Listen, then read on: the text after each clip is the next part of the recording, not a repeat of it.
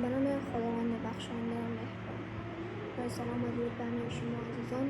امید که جور و صحتمند باشید و روز خوبی را آغاز کرده باشید. داری که ما از ویدیوی قبل از این ویدیو ساخته بودیم و در یوتیوب و اینستاگرام به اشتراک گذاشته بودیم که ما یک سلسله از برنامه های را آغاز مانیم که کتاب هایی را که میخوانیم خلاصش به دیگر را توضیح میدیم یا خلاصش ریپورت میدیم و در موردش میگیم که چه چیزی از این مختیم و چه چیزی میتونه برای شما مفید باشه. و تا حالی خب کسی والنتیر نشده، کسی نخواسته که چه کار بکنه، ولی خب به جای که ما صبر کنیم تا اینکه بعد چند ماه که کسی پیدا شده که بخواد کار را آغاز کنه، خود ما خواستیم که آغازش کنیم تا اینکه این کسایی که بازم میایه میتونن اونا هم باز به ویدیوهایشون بگذارن و یا ای که اگر نخواستن که ویدیوشون بگذارن میتونه که اما اطلاعاتی را که دارن با ما اشتراک بگذارن، ما سلایدش جور میدیم و میتونه از روی سلایدهایشون تشریح بده.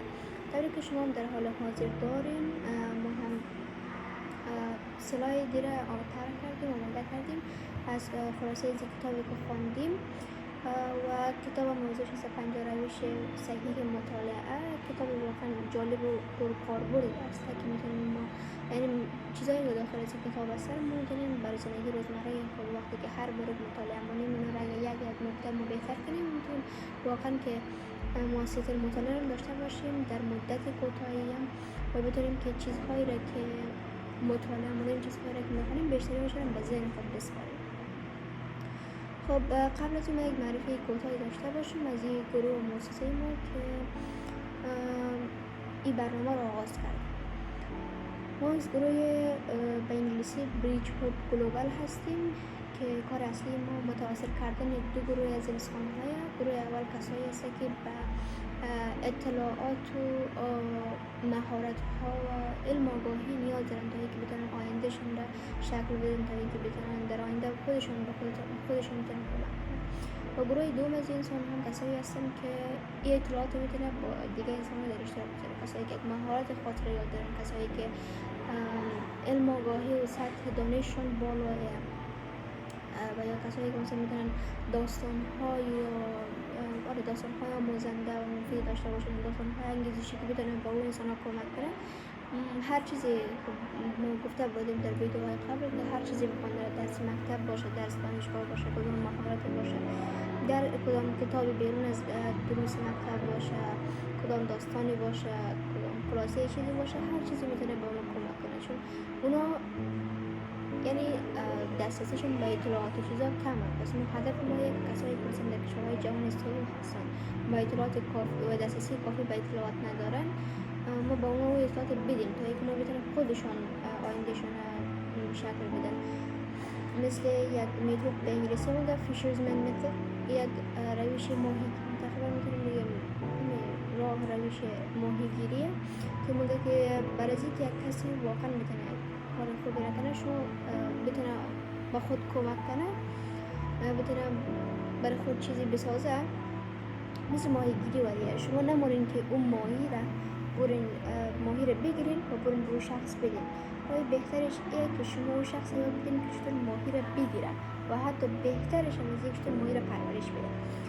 و این واقعا یک چیزی خیلی مهم است. ما در این چنین کاری میتونیم کمک‌های مالی و کسی بتونه در آینده خود تاثیر بگذاره، در زندگی خود تاثیر بگذاره، در آینده خود شکل بده. کاری که می‌کنیم علم و اطلاعات و دانش و آگاهی را که نیاز دارن انسان‌ها تا اینکه بتونن یک کاری کنن در آینده خود، ما اونا رو می‌خوایم که از همه کسایی که در اطراف جهان هست جمع‌آوری کنیم و اونا را برشون برسن. این هدف اصلی از بریج هوب گلوبال هست. و از موضوع دورتر بریم، قسمت اولی از خلاصه کتاب 50 روش صحیح مطالعه هست و امیدوارم که کسای دیگه هم به جمع بپیوندن، کسای دیگه هم بیاین تا اینکه اطلاعات و علم و آگاهی که دارن و کتاب‌هایی را که میخوان خلاصش با ما شریک کنن و در اشتراک بذارن. تا وقتی که ما برای دیگران صبر کنیم، تا وقتی که دیگران بیایم، ما خواستیم که خودمان هم آغاز کنیم تا اینکه اونا هم ببینن تماشا بگیرن و همین که وقت مدت تلف نشه. و به طوری که در سلاید ها میبینین، سلاید اول ما هست از خود موضوع کتاب، از خود اسم کتاب 50 روش صحیح مطالعه که توسط گروه بریج هاپ گلوبال تهیه شده و کسی تشکیل میده مدونه. خب اول ما در مورد مطالعه تشکیل میدیم و مطمئنم که شما بیشتریتون در مورد مطالعه میدونید که مطالعه چی هست، ولی خب بازم چون در کتاب بود و خواسته که یک کمی تشریح بده در مورد که مطالعه چیست، شما یک موضوع فراتر را بگیرین، ما در اینجا اضافه کردیم. ولی قبل از اون ما یک چند سخن از بزرگان بشنویم که یکیش در صفحه دمی خود پشت کتاب بوده که میگه بهترین دوست برای رسیدن به اهداف و آرزوهایتان کتاب است.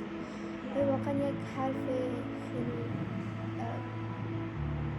آموزنده است که ما میتونیم ازش بگیریم. بهترین دوست برای رسیدن به اهداف ما، به اهداف و آرزوهای ما کتاب است. یک کتاب یک خلاصه مثلا میتونه که یک کسی 20 سال 30 سال از عمرش گذاشته باشه تا یک کتاب بنویسه و ما میتونیم اون رو در طی چند ساعت بخونیم. واقعا این از شگفت‌انگیزترین چیزایی است که ما میتونیم بگوییم در کل یک از شگفت‌انگیزترین چیزها هست که فکر کنیم یک کسی 20 سال 30 سال علم و دانش و وقت و همه انرژی خود میذاره تا یک بتونه بر ما یک اطلاعاتش رو جمع کنه تا یک کتاب بنویسه و ما اون میتونیم در طی چند روز چند ساعت یا حتی اگر زیاد باشه چند هفته بخونیم و همه از علم و دانایی را کسب کنیم. واقعا یک از شگفت‌انگیزترین چیزهایی.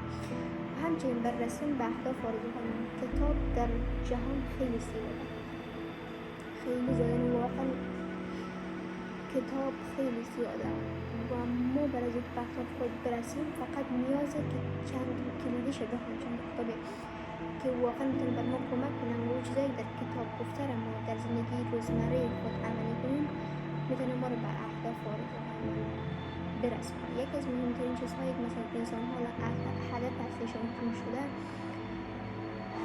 چون پول برشون کمه، چون احساس کمبودی پول دارن در زندگی خود، احساس بیشترش نیاز دارن و برای اینکه اونا پول به دست بیارن اونا نیاز به اطلاعات دارن، نیاز به علم و آگاهی و روش‌های دارن که دیگه اصلا نمیفهمن، ولی اونا اون وقت و انرژی و اطلاعاتش ندارن و نمیگذارن که یاد بگیرن.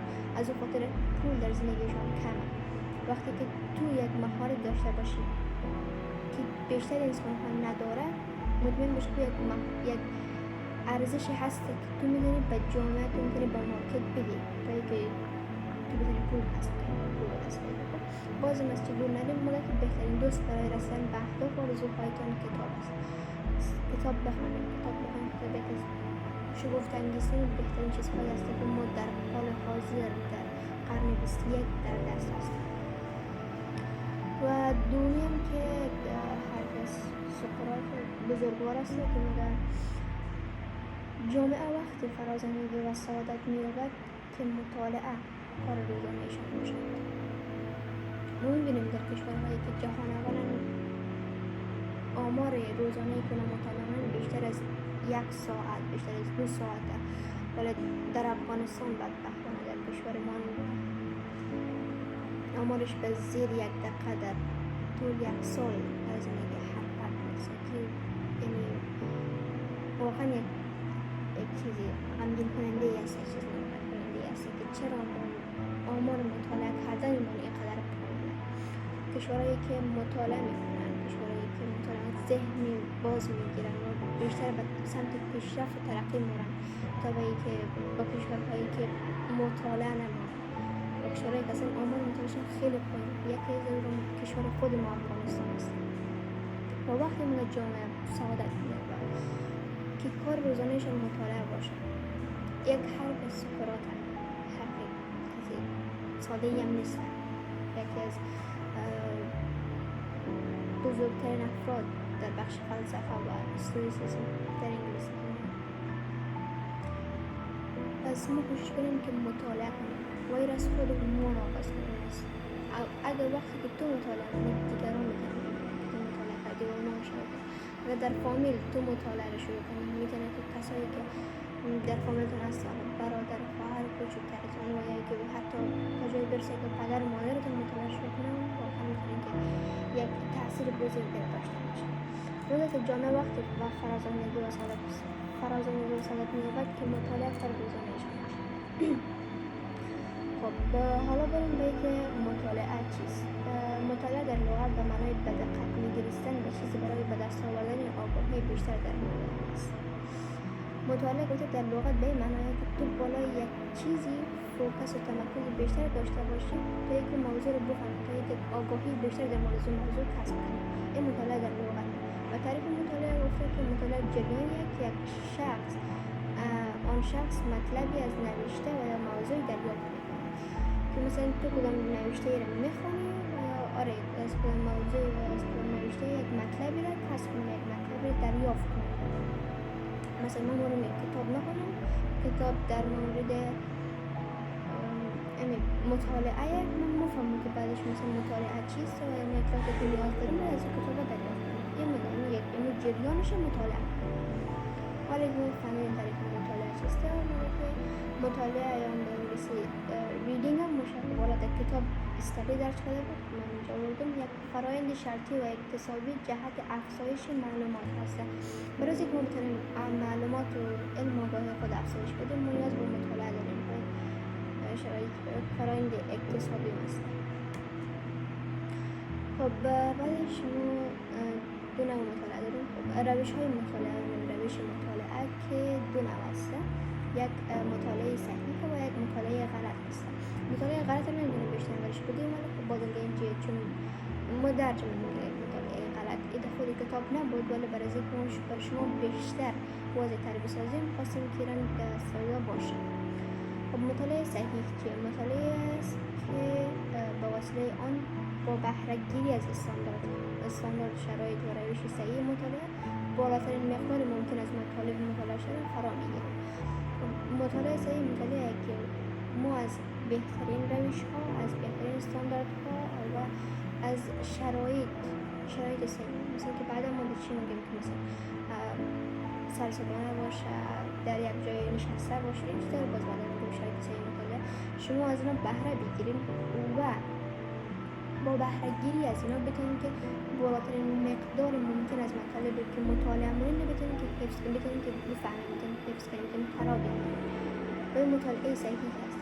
بعضی وقتا حتی میتونه به اینکه مثلا زمانش هم رد داشته باشه، زمانی کمتری میگیره. چون اگر وقت شما یک کتاب را در طول یک هفته 2 هفته میخونید و بیشتر از این موضوعات دوباره از یادتون بره، این فایده نداشته. و یا که باز شما بعضی وقتا مجبور میشین این کتاب از سر دوباره بخونید که باعث وضوح بیشتر از وقت باشه. پس این نکته مطالعه صحیحیه که شما از استانداردها، روش و شرایط صحیح مطالعه استفاده کنید، بهره میگیرید و بالاترین مقدار ممکن از مطالبی را که مطالعه مونده فرا میگیرید. مطالعه صحیحه. مطالعه غلط یک اصطلاح تقریبا یک موضوع روش نمیتونه باشه. ما اینجا گفتیم اصطلاحیه که به روش ها یا محتوای اشاره میکند که نه تنها به فرد کمک نمیکند بلکه میتواند باعث سردرگمی، یادگیری ناقص یا حتی آسیب فکری شود. این مطالعه غلط است و بعضی وقتا حتی میدونه که وقتی ما تمرکز صحیح بالای مطالعه نداریم اون هم میتونه باعث مطالعه غلط باشه. چون ما اون چیزی را که آموختیم نمیتونیم یاد بگیریم. این مطالعه غلط تقریبا در دو موضوع میتونه باشه. یک مطالعه غلط که چیزهای اشتباهی را مثلا در سنین پایین کسی که برای در مورد فلسفه و سیاست بخونه و میتونه تحریک کنه، میتونه یک مطالعه غلط باشه. و هم این که شما مثلا وقتتون خیلی ضایع کنین و چیزی یاد نگیرین، اون میتونه مطالعه غلط باشه. خب اقسام مطالعه اقسامی که در کتاب درج کرده شده که مدل اسلاید داریم همیشه از کتاب است و بعضی چیزایش که نیست باز ما میگیم که از کتاب نیست و این رو ما از اینترنت خودمون جستجو کردیم و پیدا کردیم براتون تا اینکه بتونیم براتون واضح تر بسازیم. خب اقسام مطالعه که در کتاب درج شده بود گفته بود که ما در کل 3 نوع مطالعه داریم. اولیش برای افزایش علم و آگاهی و دانش، دومی برای مطالعه برای سرگرمی و پر کردن اوقات بیکاری و سومیش برای پیدا کردن پاسخ به سوالات. خب این سه نوع گفته که مثلا یکیش که ما برای افزایش علم و آگاهی خود ما یک کتاب میخونیم تا اینکه دانایی ما علم ما آگاهی ما بیشتر شود. دومیش مطالعه برای اینکه مثلا داستان و رمان مثلا بیشتر میخونم برای اینکه سرگرم شون و وقتشون رو پر کنن.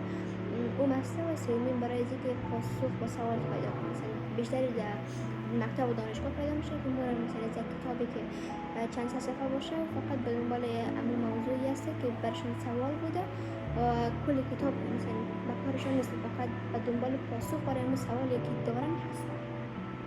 و بهترین نوع مطالعه برای افزایش علم و آگاهی و پیدا کردن پاسخ به سوالات است. بهترین نوع مطالعه برای از که ما علم و آگاهی خود افزایش بدیم و هم که بتونیم به سوالاتمون پاسخ بدیم که موثرترین نتیجه را در کمترین وقت به دست می‌آوریم.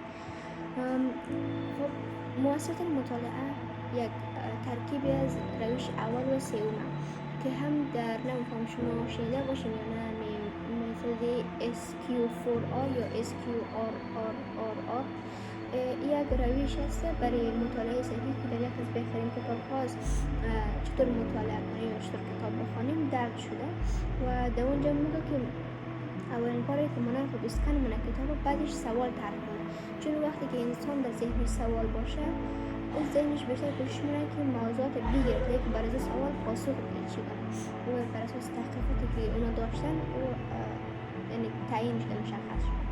و گفته که مثلا همیشه وقتی یک چیزی را میخواین در ذهن خود سوال در موضوع قبل از او بسازید تا اینکه ذهنتون به دنبال همون جواباتش باشه و بتونه بهتر موضوع را درک کنه. و بهترین نوشیه که همشون برای افزایش علم و آگاهیتون بکنید و همین که سوال طرح کنید تا پاسخ برای سوالتون پیدا کنید. و یک از تکنیک ها آرام به صدا خواندن است که خیلی بهتر از بلند خواندن است. بعضی میگن که بلند خواندن اتفاقا دوستان عزیز یک از مشکلات زوییه که شما وقتی در یک جای عمومی هستین مثل یک کتابخانه، مثل یک کافی شاپ، یک جا خالی باشین، شما اگه قرار باشه که بلند بخونین که همه کس که در اطرافتون هست اذیت می‌کنه و نمیتونه بعدش چنین چیزی امکان نداره و بعدش هم انرژی خیلی زیادی میگیره. که شما بلند بخونین هم انرژی خیلی زیادی میگیره و هم از سرعتتون کاهش میده. پس کوشش کنین که آرام در دلتون بخونین هر جا، یعنی امکان داره بعضی یا مرمر چی میگم که از اون هم طرف وقت مطالعه و از اون خود داری کنین چون سرعتتون کاهش میده. پس نه بلند بخونین و نه که کلمات رو پیش کنین که مثلا مرمر کنین مثلا یک چیزی که میخواین اون طرف هم از اون خود داری کنین. مال کلمهش ازاد نقشه که شما بخشن. خب بعدش هم اهمیت مطالعه در یادگیری.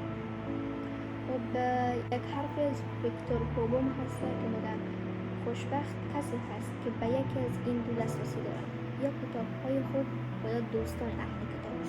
واقعا یک جمله خیلی قشنگی هست، چون که در یک از مطالعات دیگر تعیین شده که ما با کسایی که وقت می‌گذرانیم با اوسط 5 کسی که ما وقت می‌گذرانیم و در ارتباط هستیم اون دوستان ما ذهنیت ما رو ترخ میده. ما مثل از اینا باشه اگر که میگه که تو با 5 نفره که 5 نفره تجار بگردی ذهنیت تجارت به فکر میاد. اگر تو با 5 نفر درسخوان بگردی اونا همیشه در مورد درس صحبت میکنن تو مجبور میشی که به شخص درسخوان تبدیل شی. همون رقم اگر تو با 5 نفر تنبل بگردی ششمی تویی، چون اونا همیشه وقتی که شما در زبور امورین افکار از اونا، حرفای از اونا خصوصا در سن جوانی و جوانی میتونه برای شما خیلی تاثیر بگذاره.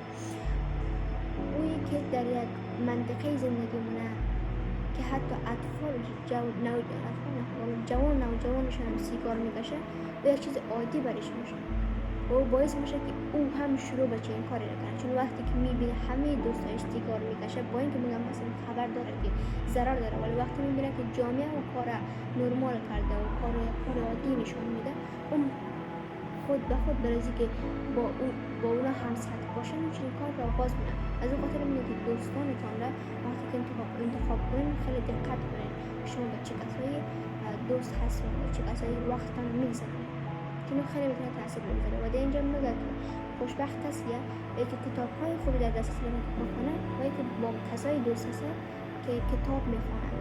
چون وقتی که اونا کتاب میخوانن دوستاشون همیشه کتاب میخوانن و اینا همیشه در مورد کتاب هایی که خوندن صحبت میکنن، ممکن میشه که بالای از اون تاثیر میگذاره و اون مجبور میشه که کتاب بخونه تا اینکه یک چیزی در از جمع برای گفتن داشته باشه. پس یک از بهترین کارهایی که میتونید برای خود کتاب بخرید، برای یک کسی دیگه مثل کتاب بدین و یا اینکه دوستانتون اهل کتاب باشه. یادگیری از راه مطالعه فرآیندی است که یادگیرنده خود برای کسب اطلاعات از یک منبع مشخص اقدام میکنه. یادگیری میگفته یادگیری از راه مطالعه فرآیندی که خود شخص برای از اینکه اطلاعاتش بالا ببره، برای اینکه علم و آگاهیش افزایش بده، خودش اقدام کنه تا اینکه بره بخونه تا اینکه علم و آگاهیش افزایش بده. این مثلا یک کار نیست که دیگرا بخونه، کسی دیگه بر تو بخونه و تو علم و آگاهیت بالا بره. نه، تو باید خودت بخونی، باید خودت زمان و انرژی و وقت بذاری تا اینکه یاد بگیری. و این منابع میتونه مثل کتاب ها باشه، مثل مجله و مقاله و سایر منابع که اینترنت و یوتیوب و منابع اجتماعی چیزا هست در حال حاضر. ولی خب چون کتاب درس نکرده بود من نخواستم اسلاید باشه. و اهمیت مطالعه در یادگیری بسیار بنیادی است، زیرا مطالعه یک از اصلی ترین راه‌های دریافت، پردازش و تثبیت ادراک است. خب این نکته دیگه همیشه گفته که مطالعه خیلی مهمه برای از اینکه ما علم و آگاهیمون افزایش بدیم، برای از اینکه یاد بگیریم.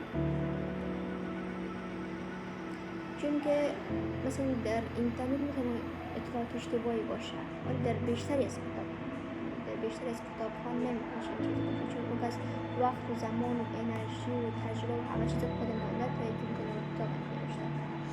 و برای از اینکه ما یک چیز یاد بگیریم، برای از اینکه علم و آگاهیمون افزایش بدیم، ما به مطالعه نیاز داریم.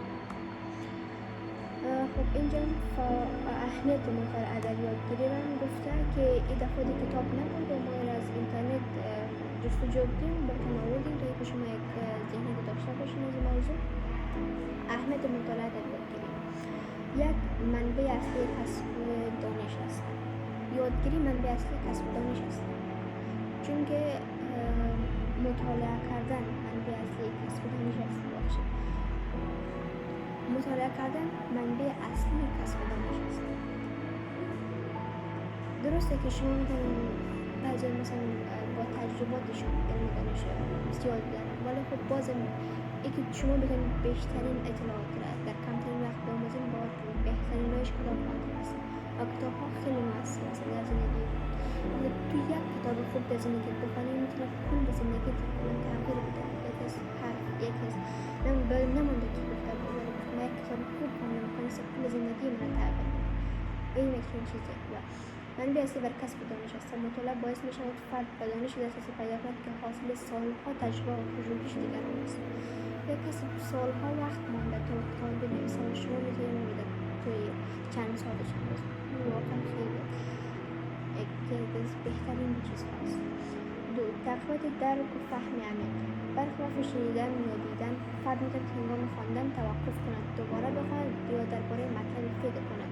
میگم برخلاف از اینکه مثلا وقتی شما یک چیزی میبینید، شما میبینید چیزی میشنوید دیگه.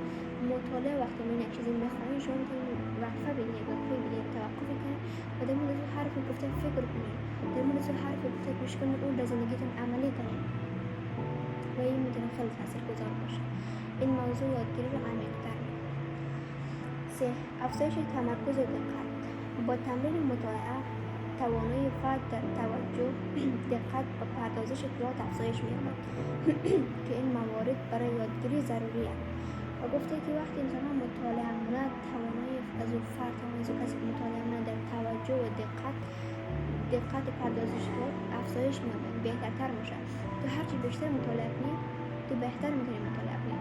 تو تمرکزت بالا مونه، تو واژه‌هایی که مفهمی در ذهن داشتی بالاتر مورد بیشتر میشه و این میتونه مثلا حتی به تمرکز و دقت تو تاثیر بگذاره. چون یکی از مشکلاتی که من در یک از کتاب خواندم گفته که انسان هایی که دقت و تمرکزی نخواهند، مثلا دقت تمرکزی بالای برخوردار هستن، ولی وقتی که یک کتاب نسبتا ثقیل میخونن خیلی میتونه برایشون تاثیر میذاره، چون که بیشتر از اون واژه ها و کلماتی که در داخل کتاب ذکر شده رو نمیفهمن.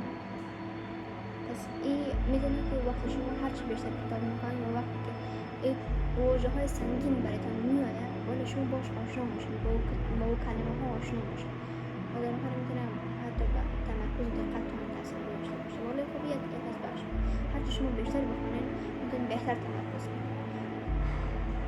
4. ایجاد تفکر انتقادی. با مطالعه فرد یاد میگیرد اطلاعات را مقایسه، تحلیل و ارزیابی کند. بعضی ها شاید در زندگی خودتون دیده باشین که هر چیزی رو میگیم با ما چی مونه، حتی بعضی وقتا متوجه میشین که اشتباه میگه، ولی خب بازم یک کسی اشتباه گفته ولی خب او بازم با اون چیزی که میگه میشه توافق کنه، موافقت داره، چون اونا مطالعه نمونه، چون چیزی ندارن در ذهنشون که بتونن او رو مقایسه کنن، یا که چیز در ذهنشون ندارن که او رو بتونن بگن آیا این درست است یا غلطه. پس وقتی ما مطالعه کنیم ما میتونیم که از حرفای دیگران مقایسه کنیم، تحلیل کنیم که واقعا این چیزی گفته مفید است یا مضر، این چیزی صحیح هست یا نیست. و آخری هم گسترش دایره واژگان و قدرت بیان. مطالعه واژگان جدید، ساختار جمله و شیوه بیان را آموزش می‌دهد. این مهارت‌ها در یادگیری درس‌ها، نوشتن و حتی صحبت کردن بسیار اثرگذار. ما قبلا ما گفتیم نکته 3 گفتم، ولی نکته 5 گفته که دایره واژگان ما را افزایش میده یا گسترش میده.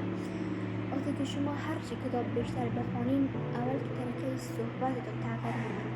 شما دیگه که صحبت عامیانه کوچک آزار ندارین، شما کتاب خوندین و از اون کتاب میتونین یاد بگیرین که چطور صحبت کنین، چون طریقه صحبت یک کتاب با شما خیلی متفاوته. فقط بحث خیلی به گفته انگلیسی گرامری صحبت کردن نیست، ولی شما خیلی زیباتر صحبت کنید، خیلی ملایمتر صحبت کنید که شما کتاب میخونید. و میتونه که واژه هایی که میتونه صحبت کنید او کسی که کتاب نخونده مطمئن باشید که کلماتی که استفاده کنه خیلی کلمات استفاده داره و او حتی معنای کلمات سخت و معنای کلماتی که نسبتا سنگین باشه را نمیفهمه. پس وقتی شما کتاب میخونید شما حتی میتونید معنای از کلمه را از اون جمله که هسته بگیرید. و یکی و دوم وقتی شما کلمات بیشتری در دیکشنریتون دارین، در ذهنتون دارین، شما میتونید قدرت بیانتون بالاتر میره. شما میتونید چیزهایی که میخواید بیان کنین از کلمات بهتری برای بیان کردن استفاده کنید. این خیلی میتونه تاثیرگذار باشه. اهمیت مطالعه بر شخصیت انسان. زیربنای شخصیت انسان‌ها در سالهای اول زندگیشان پایه‌گذاری و آموخته میشن. پس یک از بهترین راه‌ها برای تربیت کردن اطفال کودکان شخصیتشون رو شکل دهند با این کتاب‌ها و داستان‌های آموزنده است. مطالعه برای تقویت روحیه کودکان و نوجوانان الزامی میباشد. مطالعه صحیح زمینه‌ساز تفکر و خلاقیت کودکان و نوجوانان است. و اینجا گفته موضوعی بود که اهمیت مطالعه بر شخصیت انسان هاشیه که شما رو بیشتر بفهمید که چطور مطالعه کنید بر شخصیتتون تاثیرگذار میگه که زیربنای شخصیت انسان بناهای اساسی انسان ها در سالهای اول زندگیشون، در سالهای تازه به دوران است تقریبا میگه در سالهای اول زندگیشون آموخته میشه یا یاد داده میشه. وقتی که شما با او نمیفهمید وقتشون با او در اون وقت به اطفال گیم و ویدیوهای چر ویدیوهای بدون مثلا ارزشی نداشته باشن، این ویدیوهایی که مثلا مفید نباشن، موضوعات مفید در داخلش نباشه، وقتی شما با میدین شخصیت و ذهنیت از اطفال با مو موضوع شما پر میکنه. وقتی اون طفل در سنی 7 تا 8 سال، یعنی در وقتی اول مثلا میتونم بگیم از 5 تا 10-12 سالگی یا از 5 تا 14-15 سالگی ایت موضوعات اونا میبینن یا مثلا وقتشون برای گیم بازی کردنش سزایی مونه، مطمئن باشیم شخصیت از اون میتونه شخصیت از اون تشکیل بده، شخصیت از اون شکل بده. و این خیلی مهمه که مثلا او کسی که او طفلی که در کودکی با گیم بزرگ شده باشه و او طفلی که در کودکی با داستان‌های مولانا و داستان‌های شاعرای بزرگ شده باشه، مطمئن باشیم که خیلی فرقی بزرگی مبین هست و شما او را در شخصیتشون در آینده میتونید ببینید. پس اگر شما میخواین یک طفل را به بار برین، طفل تربیت کنین که خودشون میتونه شخصیتشون تشکیل بده و خودشون میتونه قوت تفکیک کنه، شما کتاب‌های آموزنده برش بدین. وقتی که هنوز از سنین جوانی بهترین راهش که داستان‌های آموزنده برش بدین که بتونه از اون داستان‌ها یاد بگیره. انسان‌ها برای موفقیت به الگوهای رفتاری نیاز دارند و مطالعه زندگی نامه بزرگان و علما میتونه بسیار موثر و مفید باشد. و این یک نکته‌ای که ما خودمون میتونیم در زندگی روزمره خود استفاده کنیم برای یک انسان بالغ. که وقتی یک انسان میخواد موفق شود، او با الگوهای رفتاری نیاز داره. و یک کسی که مثل یک الگو باشه برش که من میخوام نمیخوام دقیق مثل این کسی، مثلا میخوام که تقریبا مثل یک چنین کسی در آینده شود. وقتی که او میخواد مثلا میگه که من مثل از یک کس میخوام در آینده شوم، اون شخص میتونه از رفتارهای از یاد بگیره، میتونه از کارهایی که کرده یاد بگیره، میتونه از انتخابات از زندگیش یاد بگیره. وقتی که مطالعه من وقتی مثل زندگی نامه بزرگان رو مطالعه کنم، زندگی نامه علما رو مطالعه کنم، این میتونه واقعا کمک کنه. مثل یک حرف از جیم رون هست که میگه موفقیت مثل جای قدم جای پا میگذاره. به این معنی او کسی که موفق میشه یک چیزهایی میگذاره که تو وقتی رو انجام بدی تو میدونی موفق شدی، چون او کسی از خاطر کارهایی که کرده موفق شده. وقتی که تو هم او کار را کنی مطمئن باش که تو موفق میشی. و این نکته رو میگه که انسان‌ها برای موفقیت با الگوهای رفتاری نیاز دارند. زندگی نامه بزرگان را مطالعه کنید، میتونه واقعا موثر باشه، میتونه خیلی چیزا رو به شما بیاموزه، تجرباتشون، اشتباهات در زندگیشان کرده و درسایی که گرفتن. مطالعه باعث بالا رفتن سطح فکر و فعالیت ذهن میشه و مطالعه مثل هر چیز دیگری میتونه یاد گرفته شه و هر روز با تمرین بهتر شه. و مطالعه هم شما مثلا بیشتری ورزش منه برای که فیزیکامی بدنشان سالم باشه، بدنشان خوب باشه، از کثافات چیزا دوری مونه، مثلا حمام مونیم، از اینکه بدنتان کثیف نباشه. مطالعه کردن من چنین چیزی هم در یک جاها من شنیده بودم که میگفت اگر 24 ساعت از مطالعهتان گذشته شما دهنتان باز نکنید، چون که اگر از مطالعهتان 24 ساعت گذشته باشه این دیگه شما چیزهایی که در ذهنتان دارین چیز چرندیات هستن. این شما فکر 24 ساعت نمیده، 24 ساعت نمیده، یک شبانه روزی. ما که یک سال مطالعه نکردیم مادرش باز باشیم، پس این همه چیزایی که در ذهن ما هست همش چرندیات، همش چیزایی مضر و چیزایی که تأثیر گذار نیست. مثل که ما بدن خود حمام مونه، ورزش مونه تا که سولای عرق خارج شده، تا که مثلا سولای مادر سرکن شده. برای ذهن من ما مطالعه کنیم تا چیزی را یاد بگیریم، تا که بتونیم اطلاعات بیشتری را یاد بگیریم، تا که بتونیم ذهن خود کار نگه داریم.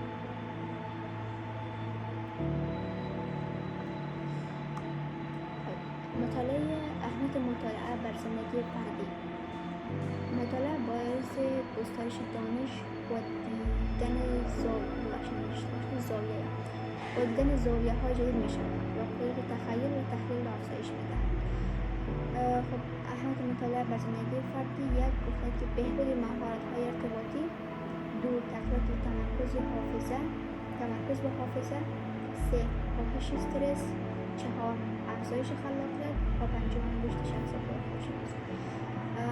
مطالعه می‌دونیم بر زندگی فردی یا مثلا تقریبا بگم که شخصیت ولی خب فرقش بر شخصیت خودت ولی بر زندگی فردی می‌تونه باعث مثلا بهترتر ارتباط برقرار کنی، بیشتر خلاقتر باشی، شخصیت بهتر شود و این تاثیرات می‌تونه بگذاره. و اینکه مطالعه من ذهنش بازه، می‌تونه چیزهای بیشتر را بگیره. اهمیت مطالعه در یک جامعه. اهمیت مطالعه در یک جامعه می‌تونه خیلی فراتر از رشد شخصی یا فردی باشد و می‌تونه آینده یک کشور را شکل دهد. اهمیت مطالعه در یک جامعه بسیار گسترده‌تر از سطح فردی است و می‌تواند بنیان‌های فرهنگی، علمی، اقتصادی و اجتماعی آن جامعه را شکل دهد. و بخش من کمی تمرکز حواس پر چون کتابخانه چند دقیقه دیگه بسته کنم و نفر آمدن و گفتن. خب اهمیت مطالعه در یک جامعه خیلی میتونه فراتر از اهمیت مطالعه در شخصیت یک انسان باشه.